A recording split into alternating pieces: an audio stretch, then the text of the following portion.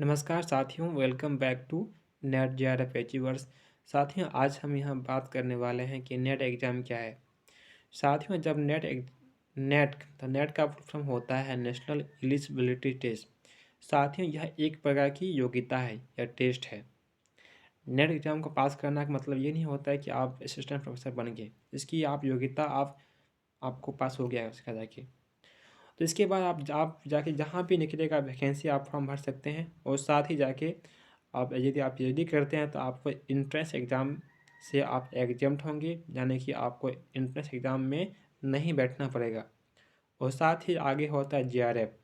JRF में जाके आपको फेलोशिप मिलेंगे।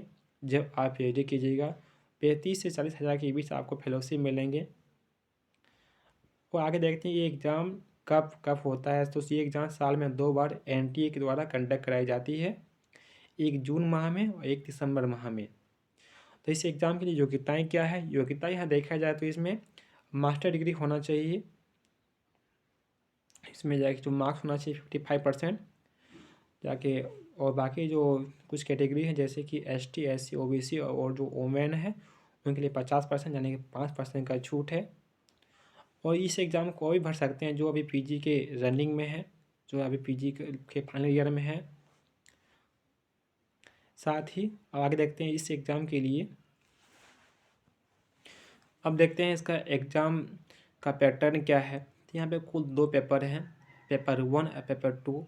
पेपर 1 सबके लिए जनरल है और पेपर 2 सब्जेक्ट वाइज हैं। पेपर 1 और 2 दोनों में जाके 10-10 यूनिट है। और पेपर 1 में कुल प्रश्न बनते हैं, कुल प्रश्न 50 आते हैं, 2 में 100 प्रश्न आते हैं, प्रत्येक 2 अंक के हैं। इस तरह पेपर 1 में कुल जो मार्क्स हैं 100 और 2 में जाके 200, टोटल 300 मार्क्स हैं। और यहाँ पे कोई भी जाके नेगेटिव मार्किंग नहीं है आपको इस एग्ज़ाम में।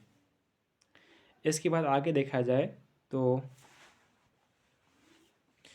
इसमें एज की बात किया जाए तो एज में ये कहता है कि जेआरएफ तो इसमें नेट के लिए कोई एज लिमिट नहीं है, आप दे सकते हैं। लेकिन जेआरएफ के लिए 30 साल के लिए है। वहीं जाके कुछ कैटेगरी वाइज हैं जैसे कि एसटी, एससी, ओबीसी, इसमें कुछ छूट मिला है ताकि।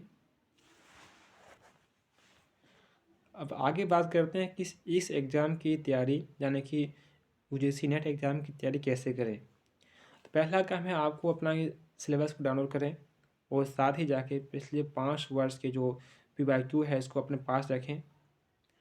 और पहले प्रश्न का जाके विश्लेषण करें, एनालाइज करें कि इस एग्ज़ाम में किस तरह से प्रश्न आते हैं, क्या पढ़ना है, क्या छोड़ना है, कैसे फोकस करना है। बिल्कुल आप पीवाईक्यू का जो पैटर्न है उन पैटर्न को अगर आप फॉलो कीजिएगा और उसके बाद सब समझने के बाद आपको अपना टाइम टेबल बना के आपको पढ़ाई करना होगा। तो थैंक यू फॉर वाचिंग। जय हिंद। साथियों, कैसे लगा वीडियो कमेंट करें और लाइक करें, सब्सक्राइब करें। जय हिंद।